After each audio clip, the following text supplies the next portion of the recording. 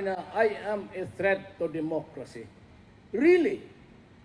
I've been mayor for 22 years in Davao. Cite me a day or a moment that I was a dictator. Sabi ni Presidente, he has a tendency of being a dictator. Really, Mr. President. You must have forgotten that my mother led the Yellow Friday sa Davao in the dark days of the martial law. Diktador, ako daw ang berdogo ng bayan. My God, Vice President, ikaw ang berdogo ng pera ng tao.